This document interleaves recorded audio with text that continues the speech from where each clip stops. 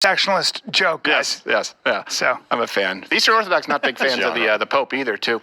So here's something, while we're talking about being observant, being enlightened, being detached, I do like that Elon Musk is detached from the Hollywood elite, the media elite. This is the problem with a lot of people in big tech. I don't know if you follow this story, but I've talked about the big tech, right, entertainment, media, industrial complex, because people throw that out with the military industrial complex. They are one and the same, and so often the Zuckerbergs, so often the Jack Dorseys, the Susan Wojcicki's, the Mohans, right, they desperately want to be a part of the cool kids club, and that's why it's this sort of incestuous relationship with journalists. Elon Musk is similar to Trump in this way, and he's not perfect. There have been issues with Twitter, believe me, that's not lost on me. But the spirit of him clearly reviling those in the media and understanding the tactics that they will use is of value. The last person who I witnessed who did it this well was Andrew Breitbart. That's the man on the wall right there. He's the first person to have ever taken I met him because he took one of my old stand-up videos and posted it back on Big Hollywood. Before it was Breitbart anything, it was just bighollywood.breitbart.com, and we became good friends.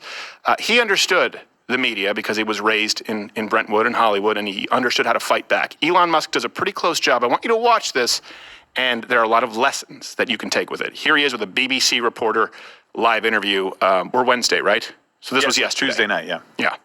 So you think if something is slightly sexist, it should be banned? No, is that what you're saying? I'm not saying anything. I'm saying. Well, I'm just curious. I'm trying to understand what you mean by hateful content, and I'm asking for specific examples.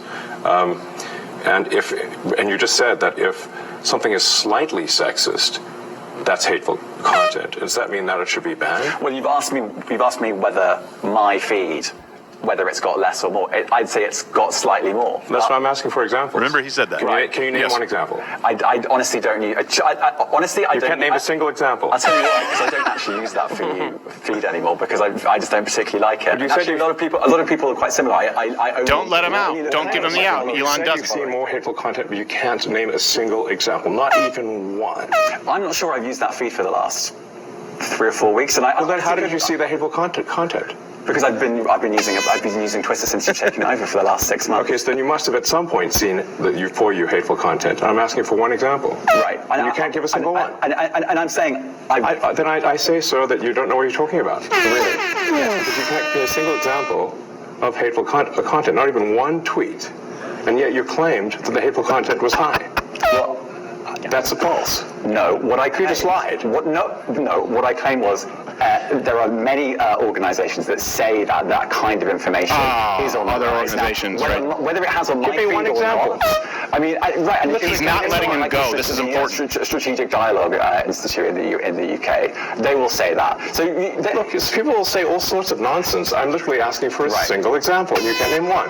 Right. And as I already said, I don't use that feed. But then how would you know that? I don't think this is getting anywhere. You literally said you experienced. It's not getting anywhere. This is what happens with narcissists and sociopaths. It's not getting anywhere because they are lying. It's not getting anywhere because you're lying. It would get exactly where this interview should go if you weren't lying. Couple things that he did there, and I'll show you a clip of Andrew Breitbart. Right away, when he knew it was an unfair and loaded question, he pointed it out and asked him why he